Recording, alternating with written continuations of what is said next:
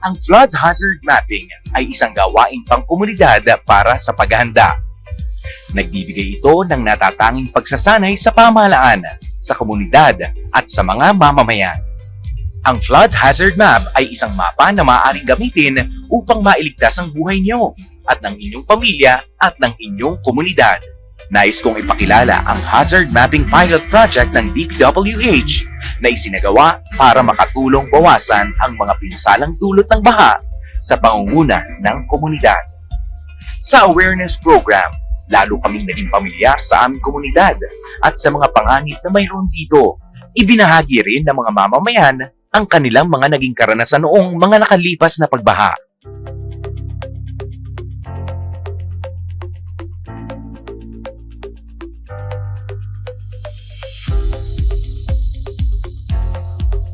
Kami yung nagkikater ng mga evacuees sa aming area, lalo na pag yung sobrang laki na ng tubig at lakas ng hangin. Yun ang aming trabaho.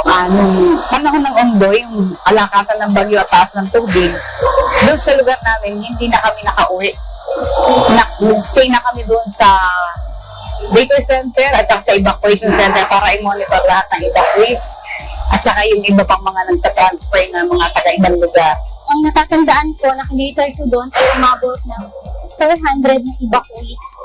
Siguro kung individual siya ay nasa 2,000 sa dami. Kasi yung Creekside at saka Riverside ay nagpuntahan sila sa evacuation center. Talagang napakahirap ng panahon na ng Ondoy. Kasi salamat kami nasama kami sa ganitong workshop. At least nagkaroon kami ng pandagdag na kaalaman sa bawat isa sa amin, katulad naming camp manager.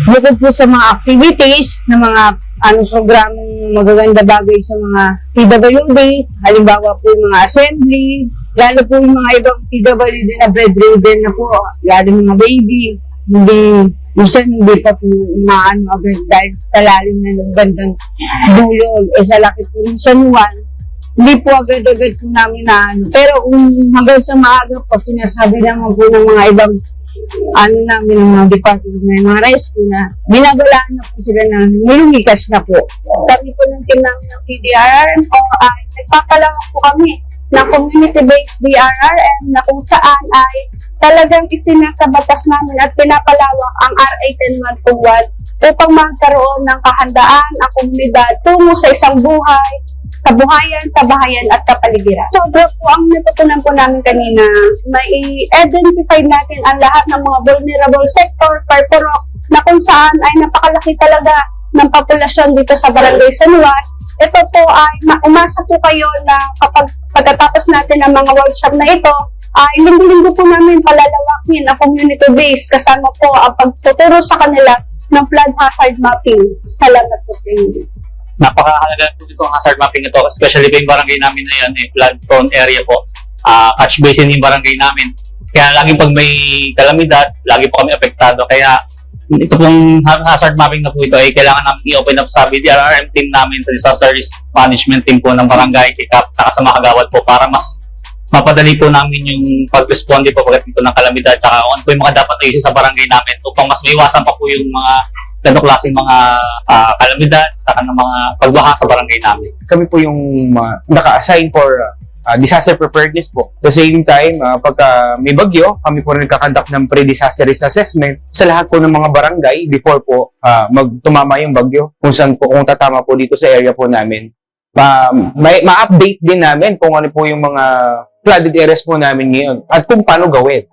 No? At the same time, kapag pre-disaster risk assessment, may maiano rin po namin na mailalathala rin po namin sa lahat ng barangay kung ano po yung mga updated na flood hazard po natin na bago. At the same time, yung information dissemination po sa community kung saan level pwede sila mag-evacuate. Ayun po, yung mga bagay na po yun, napakahalaga po. Sa ngayon po, ang aming mga programa po sa barangay, kasama po ang flood control program sa ating mga lugar.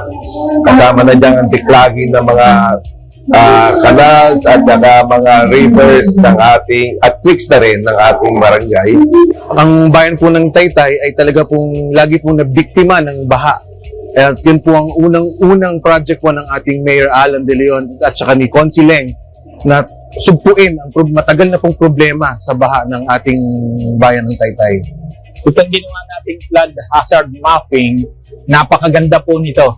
Ang alam lang namin yung mapa, nakaraniwang mapa, but now makikita na pati yung kung alin ang flood prone area. Actually sa engineering meron kaming flood control, so nagkaroon na ng ngayon, yung mabilis na yung mag-subside ang baha dahil nga rin dyan. At mas maganda yung clear ang ating mapa para mas madali tayo pati in case ng emergency, yung ating rescue for evacuation, mabilis na ma-assist natin. Proud kami na kami naka-attend at maganda to. First time nga lang namin itong na-encounter.